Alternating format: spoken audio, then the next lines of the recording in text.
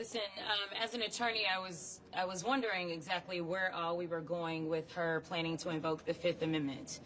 You know, Fifth Amendment is about self-incrimination. We all know that she has been finally convicted. She has exhausted all of her appeals.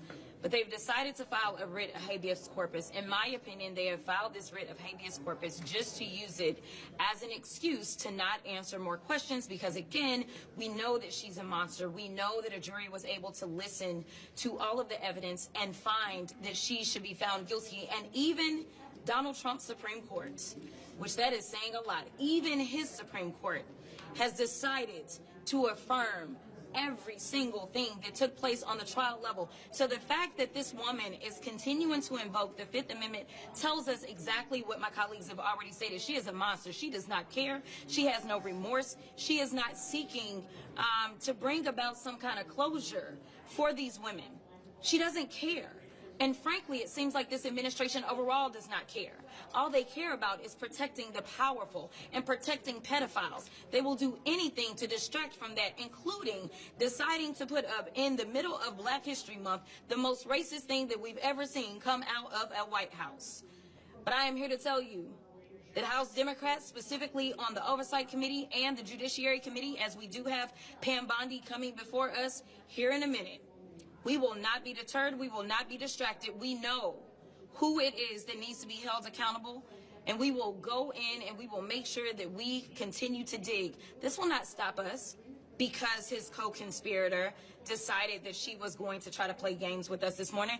I got news for you, Ms. Maxwell. We're not done. We're going to continue to go. And it is my hope that this court resolves this sham of a I don't even know what to call it, this scam of a maneuver that she has filed in court. That is what we will call it.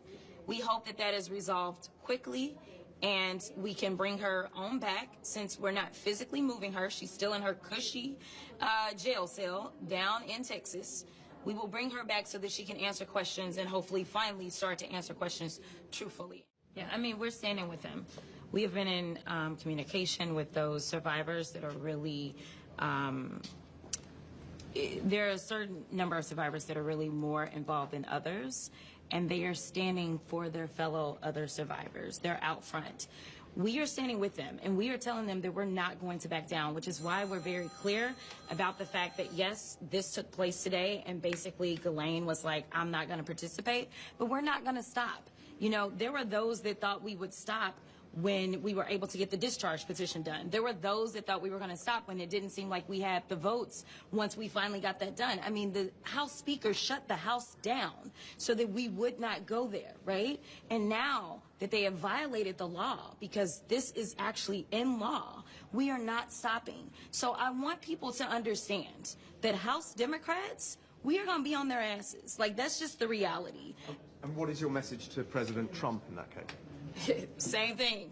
We're going to be on his ass. I mean, you know, it is so... I don't really know where we are in this country. Why are we even having this conversation? The United States is falling apart right now.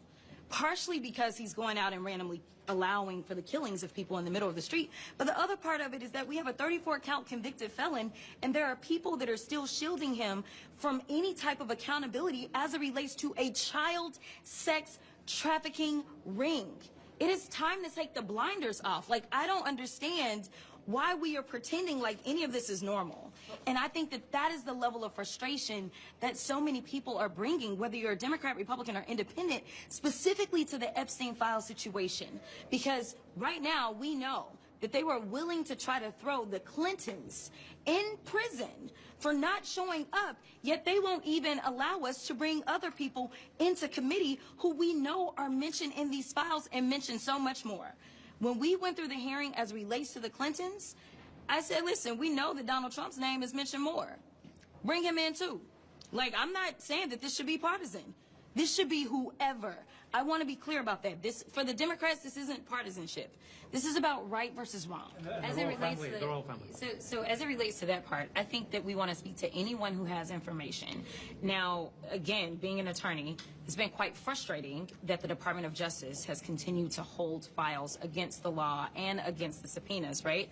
But what you would normally do is you would start with the evidence. So it's a matter of us taking a look at the evidence and trying to see who it is that is involved in this very tangled web.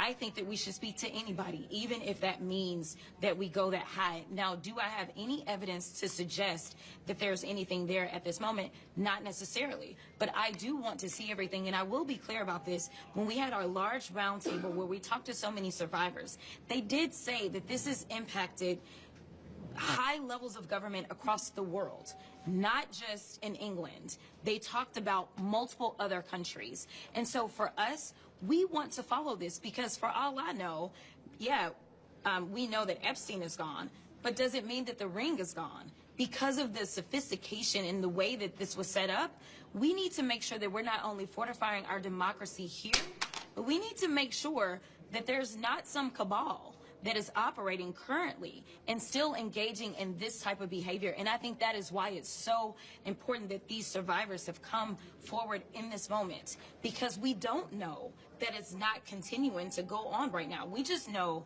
that Epstein is gone. We know that Maxwell is gone. But it wasn't just the two of them. And I think that that is why it is important that we review those files.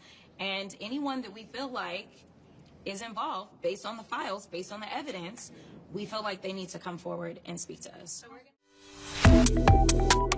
Subscribe to One India and never miss an update.